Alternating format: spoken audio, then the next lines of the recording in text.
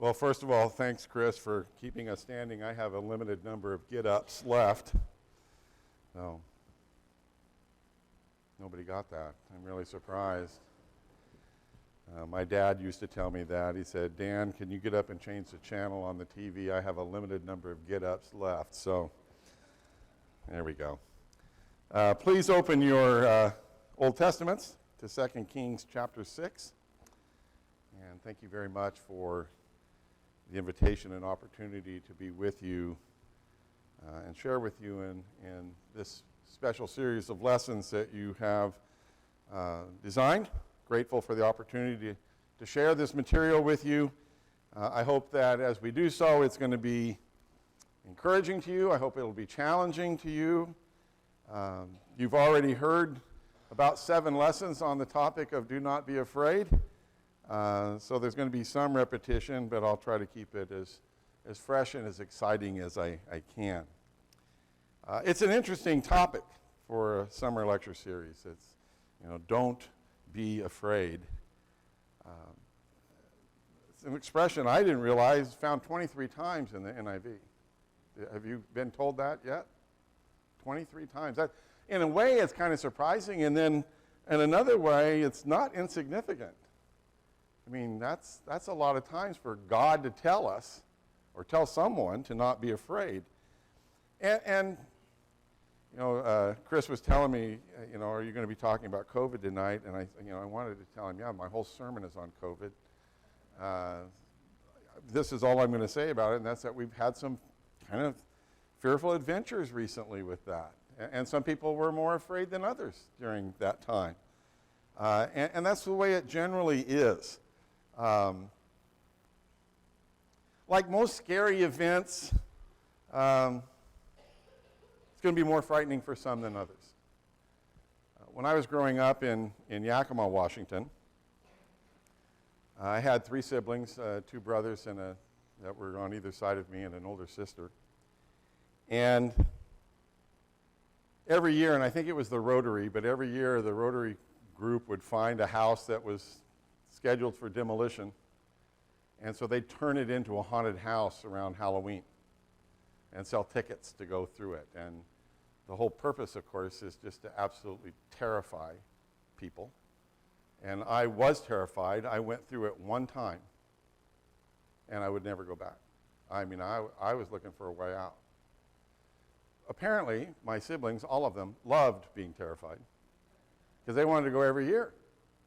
And being loving and supportive, they made fun of me every year that I didn't go. Fear comes from being overwhelmed. We find ourselves in a situation that we cannot control. That creates a fearfulness with regards to what the possible outcome can be. And of course, our imaginations can run away with us with regards to what that outcome would be. And our fear might not even be with regards to ourselves. We can be afraid for somebody else. So when I received the invitation from Richard and read the theme, this was the passage that came to my mind in 2 Kings 6. And I want to begin by asking you some simple questions here. You can just answer them to yourself. I'm not going to grade you on your answers. You can just keep that to yourself. But when you think about the culture that we live in and the challenges that we face as Christians, are you a bit afraid about what's coming for Christians in our culture? Do you at times feel dread about what might possibly happen? And again, maybe it's not a dread for yourself. Listen, I'm approaching an age where it really doesn't matter to me what happens. I'm not really that concerned about it. But I have children, and I have grandchildren. And I can be concerned for them. Because I remember what it was like when I was growing up, and it's a whole lot different now. The whole aura of our culture is different. The last question is, do you know why God repeatedly tells us, as I said 23 times in my translation, to not be afraid? I'll answer that one for you. Because we become afraid. Because we do get scared. And sometimes legitimately so. We don't know what's coming next. We don't know what's coming next politically. We don't know what's coming next economically. Maybe even more terrifying to me is we don't know what's coming morally. Listen, the value of life in our society isn't very much from the standpoint of abortion to people just being shot in the streets. It's aside from the morality of just people's honesty and good morals. It can seem like Satan's winning. It can feel like at times that we're fighting an unwinnable battle. So what do you do with that? Well, I'm guessing that that's kind of what this series was intended to respond to. So before we get any further, I want to remind you of two very familiar passages. Romans chapter 10 and verse 17 says, consequently, faith comes from hearing the message, and the message is heard through the word of Christ. Listen, the only words that these people had that Paul's writing to, the only words they have are what you have in your laps that you call the Old Testament. They didn't have the whole New Testament. Most of their scriptures that they had were the Old Testament. And in fact, Paul's going to say later on in this book, for whatever things were written afore were written for our learning, that we, through patience and comfort of the scriptures, may have hope. And the scriptures he's talking about are the Old Testament scriptures. And so if you want to have your faith grow and your hope grow in God, then let me just tell you that the Old Testament is where you're going to have to go at some point in time, at least initially. Because there we see God interacting with people on a very one-to-one basis. And we can get to know him and how he feels about sin and how he feels about people. And that's particularly true, I believe, in the text that we have here in 2 Kings 6. Has this little story about Elisha. I'm going to make some applications of this story to our lives in this crucible that it seems like that we're going through now. I'm not going to read the text for you. Either now or later, we'll go through it. I'm not going to read it as a whole. But I want to tell you up front that I've got to lay some foundation here. I need you to understand what the circumstance was under which Elijah and Elisha were living, and specifically Elisha here. So let's notice the setting. And politically, at this point in time in Elisha's life, we're getting to the end of a great dynasty in the northern nation of Israel. And that's the dynasty of Omri. And Omri had a son named Ahab that you probably are familiar with. Maybe you're even more familiar with his lovely wife, Jezebel. And then he had two sons, Ahaziah, whom God removed, and then another son that, whether, it depends on what your translation is, you'll call him Jehoram or Joram. I'm going to call him Joram. It becomes really confusing because there's an Ahaziah in Judah, and there's an Ahaziah in Israel, and there's a Jehoram in Judah, and there's a Jehoram in Israel. So we're just going to call him Joram. And Omri, when he came to the throne, he introduced ungodliness to a level that had never been seen before in Israel. But I want you to be impressed with the fact that their military power and their wealth was probably on a scale with Solomon, with how successful just as a government and a state they were. And Ahab, of course, was even worse. Ahab, son of Omri, did more evil in the eyes of the Lord than any of those before him. His wife introduced Baal worship. He said, no, Baal worship was right. No, she introduced Baal worship as the official religion of the northern nation of Israel. It became official that Baal was the god that they were going to worship, to the point that when we get back in 1 Kings chapter 19, and we'll look at this passage a couple of times, to the point, and God is speaking to Elijah here, yet I reserve 7,000 in Israel, all whose knees have not bowed down to Baal, whose mouths have not kissed him. Listen, let me put it this way. There were only 7,000 in Israel.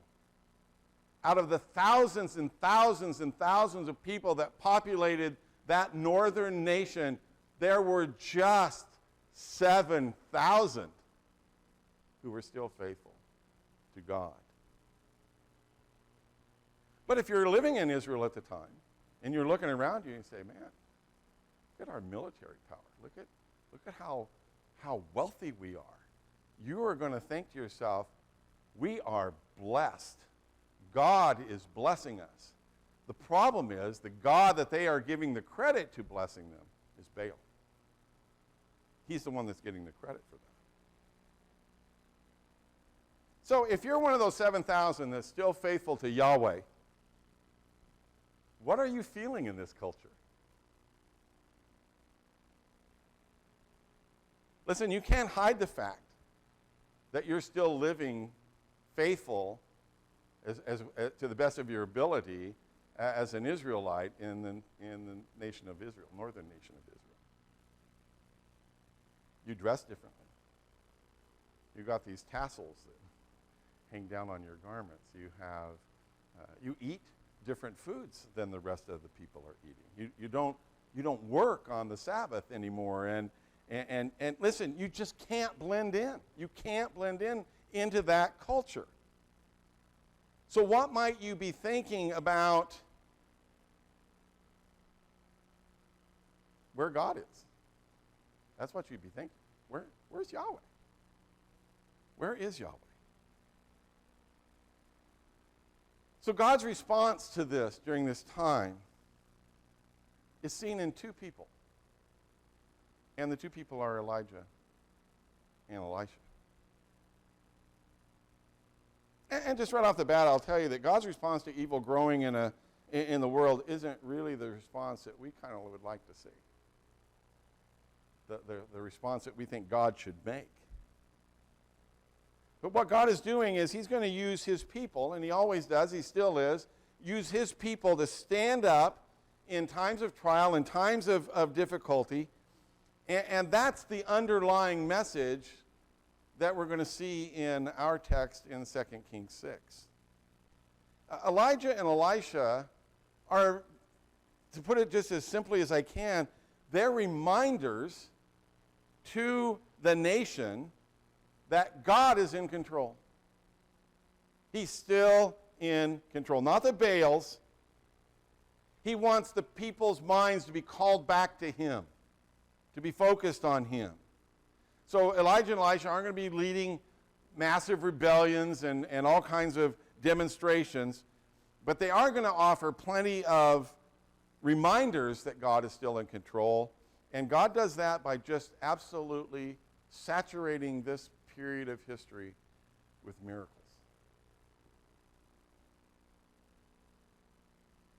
This dynasty of Omri, Ahab, Ahaziah, Joram, is going to last about 50 years.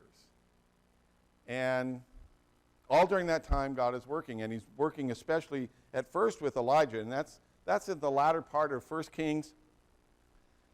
Just real briefly, some of the things that he did. He called a drought on the land for 42 months. We have the miracle of the meal and the oil that never ran out in 1 Kings 17:14. He raised a young boy to life from the dead in 1722. You have the miracle on everybody's favorite story about Elijah is on Mount Carmel, when he calls all the priests of Baal, and they all meet up there for this big contest, and he has them build an altar and put their animal on there, and then he said, whichever God answers by fire, let him be God. And people, oh yeah, that's a great idea. And so the priests of Baal are dancing around for half a day. They're cutting themselves. And of course, Elijah, I kind of like him, you know. Maybe he's asleep. Maybe he went on a trip. Maybe he can't hear you. Maybe he's in the bathroom. You need to be a little louder.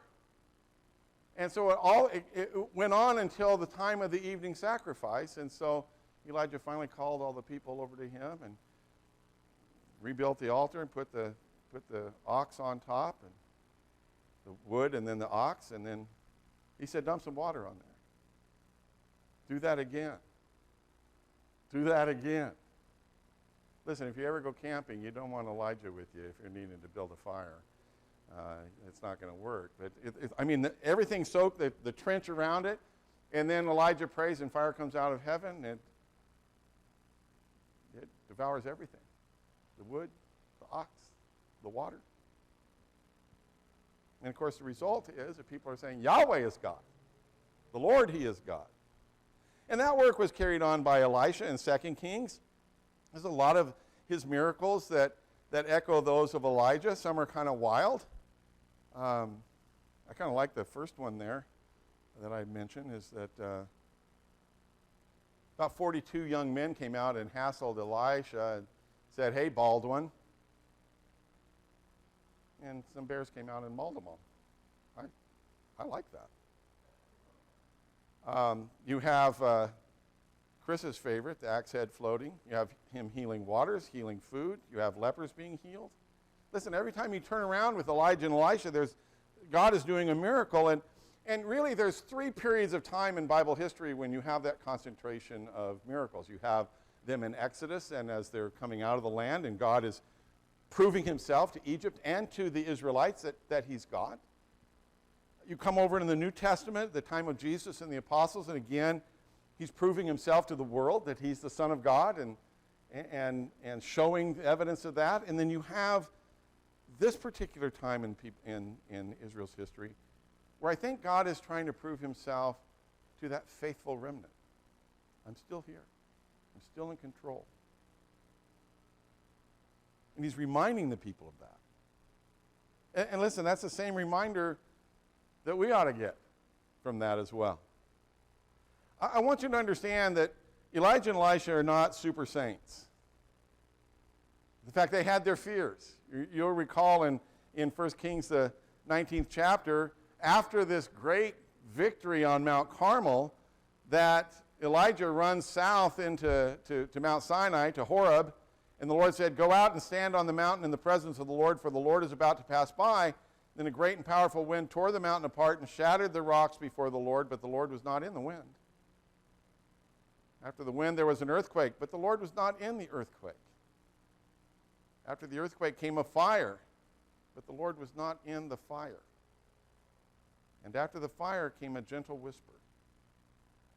And when Elijah heard it, he pulled his cloak over his face and went out and stood at the mouth of the cave. So you got this powerful wind that's breaking rocks. You have this earthquake and fire, and God's not in that. And that's what we would like. That's what we would expect. Some dramatic, powerful expression of who God is. And yet it turns out that he was just in that gentle whisper. And the gentle whisper basically turns out to tell Elijah, you need to get back to work. What are you doing here? There was still work to be done.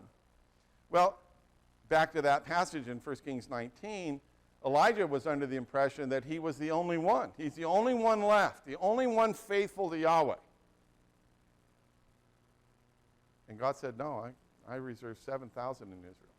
So looking at it from that perspective, when you think you're the only one and you're being told, no, there's 7,000 of them up there, then that's encouraging.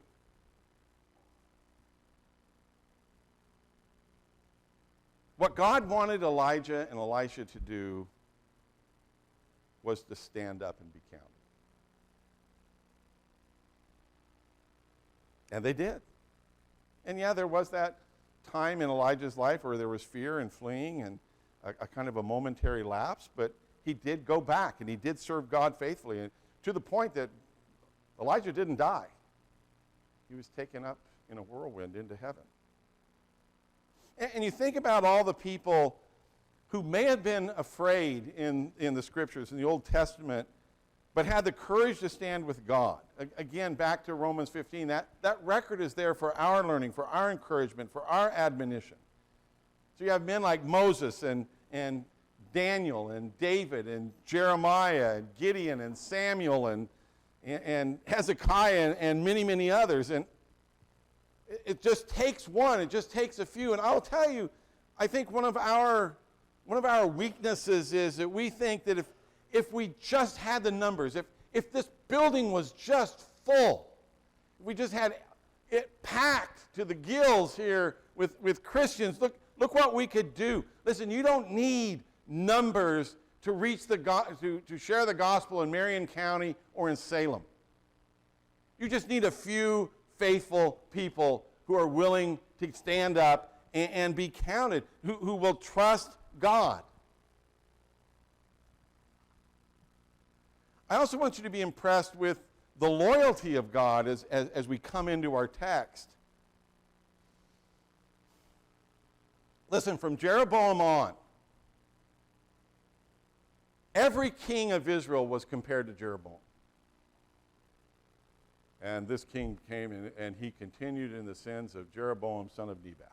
I always felt bad for Nebat.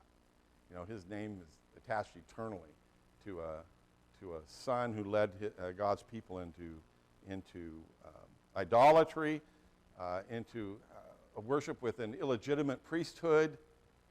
And in fact, no king in Israel has ever said that he walked in the ways of their father David. They were all evil. And as you go along, everyone was more evil than the one before. And listen, you would think that if you were God, after a couple hundred years of that, you would think, okay, I'm done with you. But the fact of the matter is that God is loyal to his people. He's loyal to his promises. And maybe it's because there were that 7,000 people who were still up there who hadn't kissed the Baal, who hadn't worshipped him. Listen, this is the same God that told Abraham, listen, you find me 10 people in Sodom, Gomorrah, and the cities of the plain. You just find me 10, and I won't destroy you. So I think God is protecting. He's protecting the 7,000 and blessing them. And even when the vast majority of Israel was not faithful and not following God, he had made a promise, and he was faithful to his faithful people. And that's what we see him doing. Consequently, the northern nation is defeating their enemies. They're being blessed materially. They're prospering. Is it because of the 7,000? I don't know. Maybe that fits God's character. But all of these miracles indicate God's power, his mercy, his goodness, and he's still doing that. Acts 14:7, he's not left himself without testimony. He's shown kindness by giving you rain from heaven and crops in their seasons. He provides you with plenty of food and fills your hearts with joy. You know how amazing would it be that the only farmers who were Christians, only their area got rain?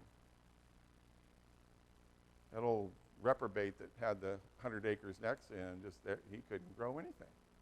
No, God causes the rain and shine on everyone. In fact, it's what Jesus said in Matthew 5:45, that you may be children of your Father in heaven. He causes his sun to rise on the evil and the good, and sends rain on the righteous and on the unrighteous.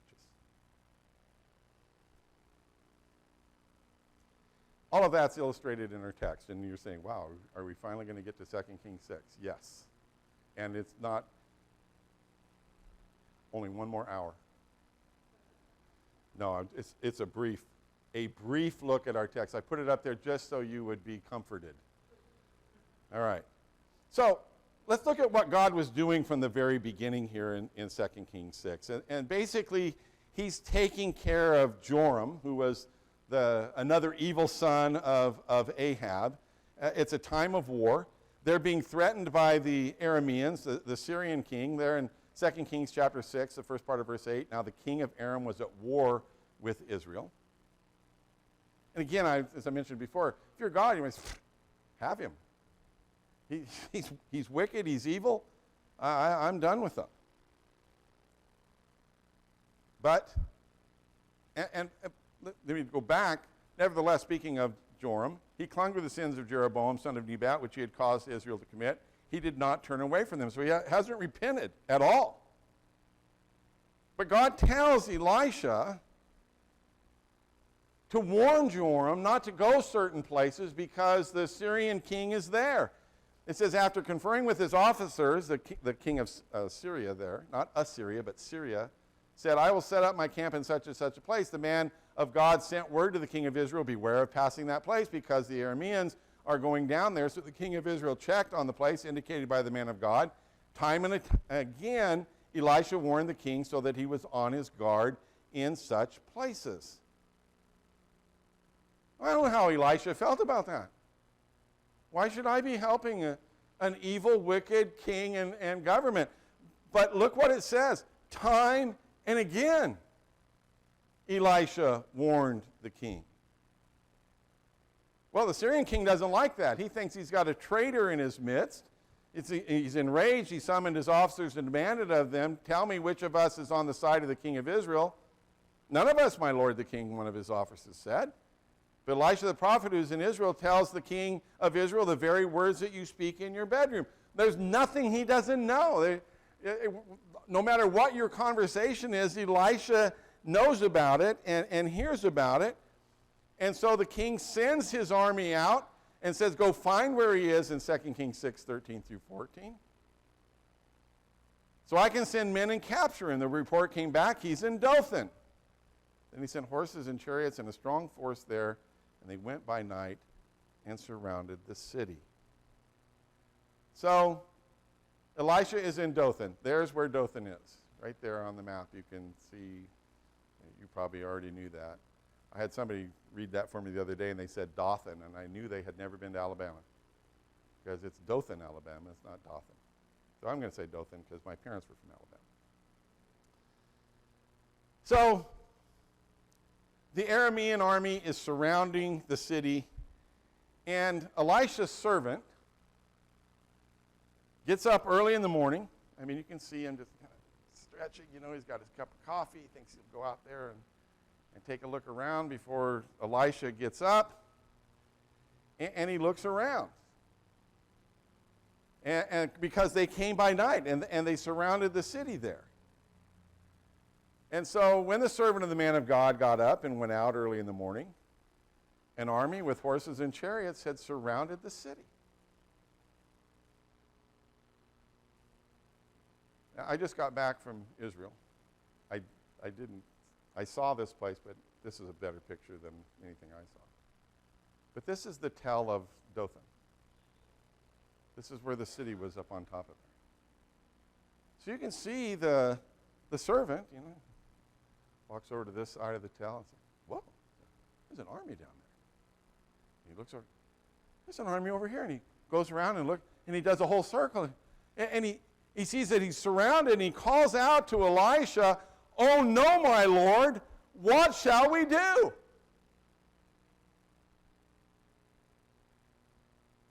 He knows they're in trouble. And Elijah's response,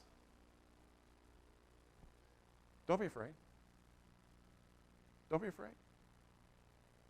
Those who are with us are more than those with them. Now, I'll tell you, if I'm Elisha's servant, I'm thinking my master just went over the edge. He may even stop and say, okay, there's me, and there's you. That's two. And we're surrounded by an army.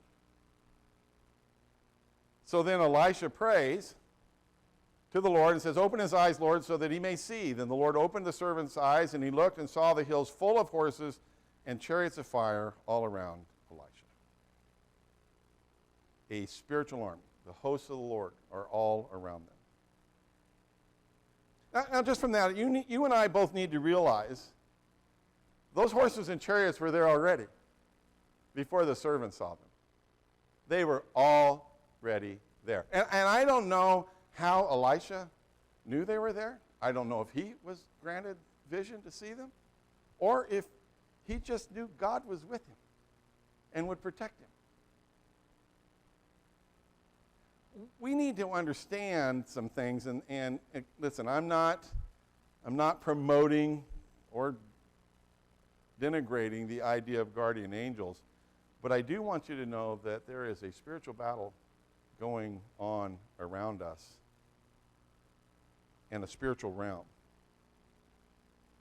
And you and I are part of that. You see that in the book of Daniel, especially towards the end. You see that in the book of Revelation. And I don't mean to cause you to be afraid, but you need to understand that you and I are the spoils of that war. Satan wants us.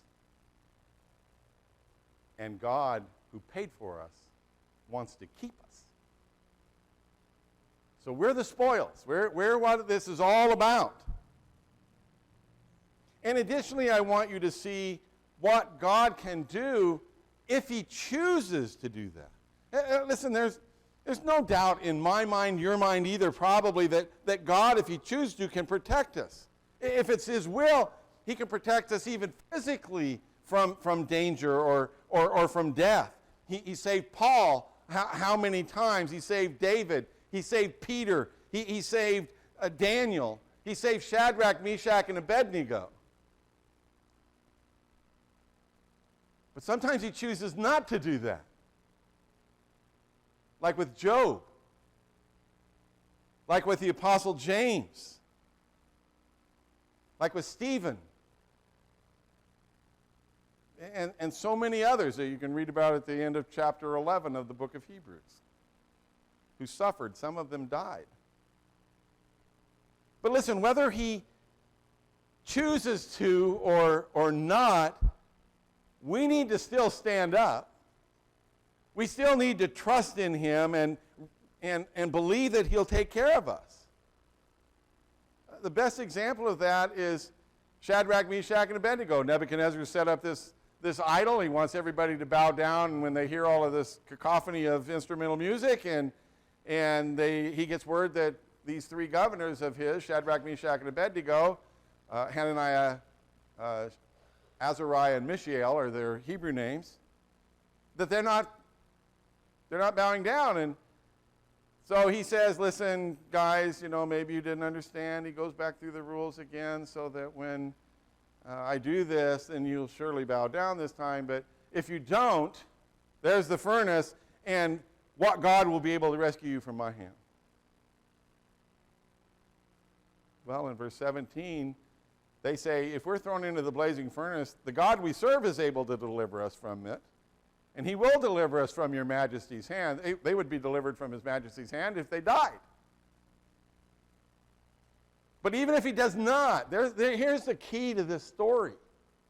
They said, even if he chooses not to save us, we want you to know, your majesty. They're being polite. We're not going to serve your gods or worship the image of gold that you've set up. So whether he does or doesn't change us. It shouldn't matter to us. Listen, there may be angels around you when everything seems to be against you in your life, when you're at work and you're asked to do something that's dishonest. I was telling Chris earlier, he didn't realize, maybe some of you didn't realize, I was a meat cutter before I started preaching. And the shop that I worked in sold turkeys and hams to businesses in the area for their employees for a Christmas bonus. And my manager took all of us aside and said, so when they pick up a turkey or they pick up a ham, just on the tally, when you give them that, just add 5 or 6 ounces to that. Just pad it a little bit, because they're not going to remember if they had a 13-pound, 7-ounce turkey or if it's 13 pounds and 15 ounces. They're not going to know. So I just wrote down the right weight. And we hired a new guy, and the manager said, Dan, take him in there and tell him what we do. So I said, here's what they do, and here's what I do. Maybe you're feeling pressured to do something to remain a part of a crowd or a friendship or a neighborhood that you're a part of, and you won't give in. Perhaps the result of your living a godly life is going to be the loss of your job or even a threat to your physical being. Maybe there's angels around you to protect you. Maybe there's not. Paul said in Philippians chapter 1 and verse 21, for me to live is Christ and to die is gain. Let me ask you, is that just a nice thing to quote? Is that just a nice kind of a feel-good thing to say, there's me, to live as Christ and to die as gain?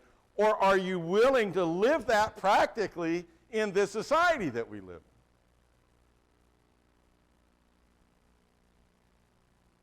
God says, stand.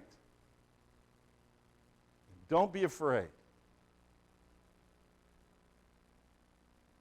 The final point that I want to make tonight is that in our standing up for him, we have to reflect God's character while we're doing that. And I think that that's an important point that's made, especially as we look around us at those who view us as their enemies. I try to tell people, I don't have any enemies.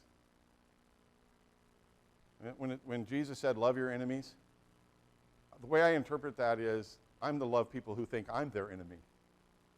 They're not my enemy. But they think I'm their enemy, and so I'm going to love them. So as we get back here into 2 Kings chapter 6, and the army now is coming up to take Elisha. As the enemy came down toward him, Elisha prayed to the Lord, strike this army with blindness. So he struck them with blindness as Elisha had asked. So then Elisha then goes to the army and said, this is not the road and this is not the city. Follow me and I will lead you to the man you are looking for. And he led them to Samaria. That's hilarious to me. That's like Obi-Wan. These are not the droids you're looking for. This is not the man. This is not the road.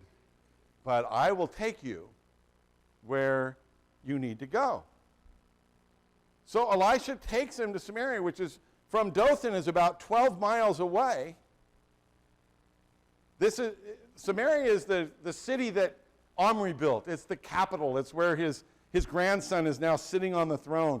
And here comes Elisha leading this blind army behind him into the walled city of Samaria. And then he prays again, Lord, open the eyes of these men so they can see. Then the Lord opened their eyes, and they looked, and there they were, inside Samaria.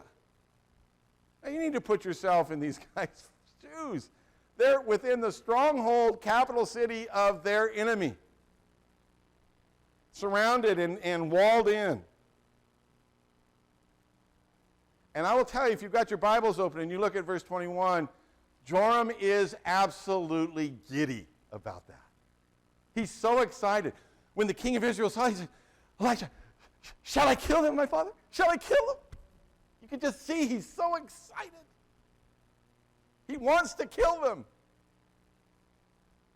Because that's exactly what he would want to do. And Elisha says, do not kill them in verse 22. He said, would you kill those you have captured with your own sword or bow? Set food and water before them so that they may eat and drink and then go back to their master. And so that's what he did. You look at the first part of verse 23. He prepared a great feast for them. After they had finished eating and drinking, he sent them away, and they returned to their master. So what's the lesson in that for us? The lesson is that we have to reflect the character of God. We have to reflect the disposition of God, even in the midst of battle, even when we're afraid. And again, I remind you, we're in a battle. If we're not in a battle, then Ephesians 6 and giving us the armor that we're supposed to wear is superfluous to what our needs are. In fact, Paul's going to say in 2 Corinthians, the 10th chapter, verses 3 and 4, for though we live in the world, we do not wage war as the world does. The weapons we fight with are not the weapons of this world. On the contrary, they have divine power to demolish strongholds. I'll tell you, it's very easy when we're afraid, when we're surrounded, when we're being put upon by others because of our faith or otherwise, it's very easy to revert back to how we would fight them if we were like them. And I don't mean with physical weapons of guns and knives and chains and those kinds of things. Listen, most of our battling is done with words. So we can say unkind things. We can exaggerate, even lie to get ourselves out of trouble. We can speak evil of others. Even just the tone of our voice can be used as a weapon. James talks about how deadly the tongue is. And listen, I've sadly had experience where I just absolutely slew people with my tongue.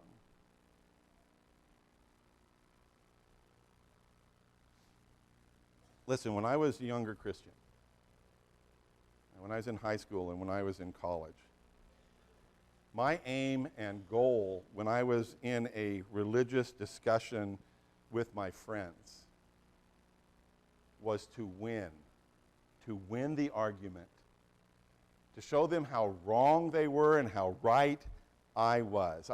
My desire was to defeat them. And I could, because I knew the Bible better than any of them did. I could quote scriptures. They didn't even know where to go.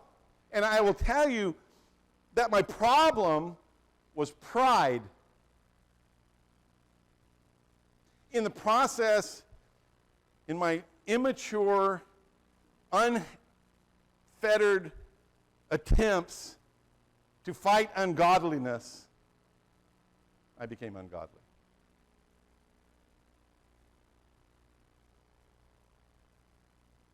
And the result of each time was I won the argument, but I lost the soul. I lost the opportunity to share with them the gospel. Listen, we need to win souls, not arguments. And we need to speak to them as the words of charity and kindness and patience. And listen, I know that the enemy that we face in our culture right now is pretty militant. Those in academia and the powerful influence that they have on young minds and the denial of the existence of God is just permeating our society. The moral climate that allows people to not only to engage in but to defend abominable actions. In all of that, you and I must not forget who we are and whose we are. Especially when we're afraid. And going in to those battles, whatever they are, with that mindset of godliness, then we can do that without fear.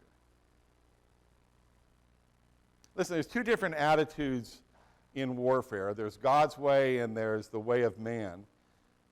The warfare in the way of man generally leads to death and to escalation. It just is going to grow. But with God, especially spiritual battles, they result in life. Listen, when you win a battle the way God wants you to win a battle, the soul is saved. There's a life that's saved. There's a soul that's saved. And there's peace that's brought into that.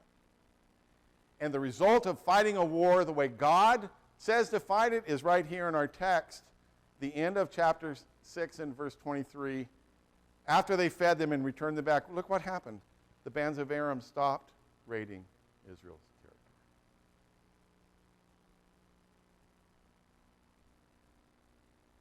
God's way works. So you and I have to maintain our salt and our light. We need to continue to be kind and patient and humble and merciful. We still have to be godly. When you're done discussing the scriptures with a person, you need to feed them and send them back and say, I hope we can get together again. I think part of my attitude when I was younger is I attended too many debates. And those debates, man, they were all about winning and name calling and how can you call yourself a Christian and believe this, that, and the other. And I was taken in by that. That's not God's way.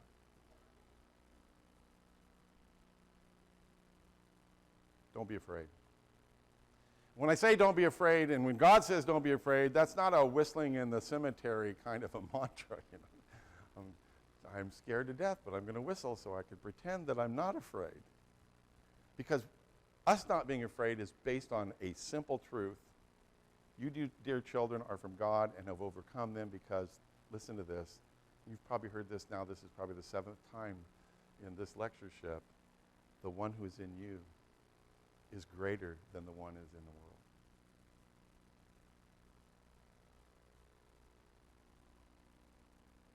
We're going to win. We have the victory. And we have God's promise that he'll be with us. And I'll tell you what, if we will allow it, and I think it's becoming increasingly difficult for us as Christians in a local area, but not only do we have God, we have each other. If we'll allow it. If we'll share that I've got this struggle, I've got this problem, I've got this thing going on that's oppressing me.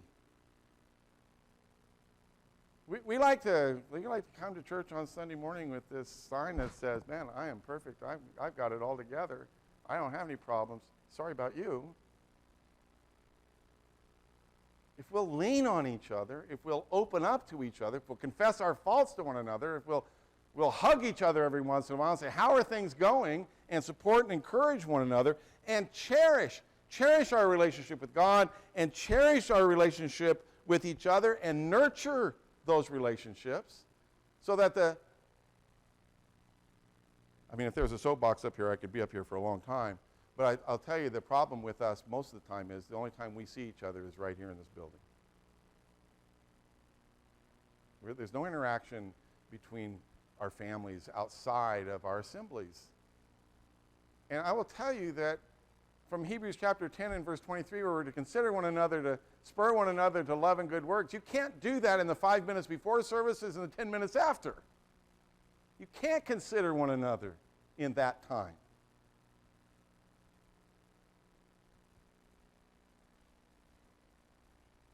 The victory is ours, and we need to fight it together.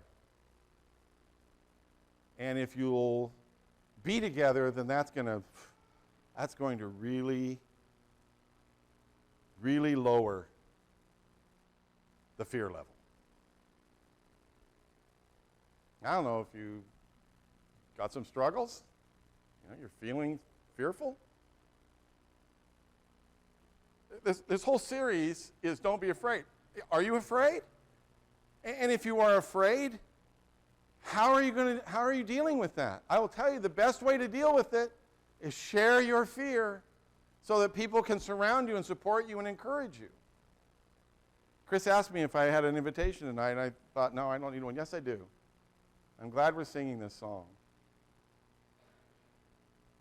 Please, if you have some issue that's causing you to be afraid, let us know. Let us pray together for you. There's nothing to be embarrassed about. I would guess most of us are afraid about something. So if we can help you, please come while we stand and sing.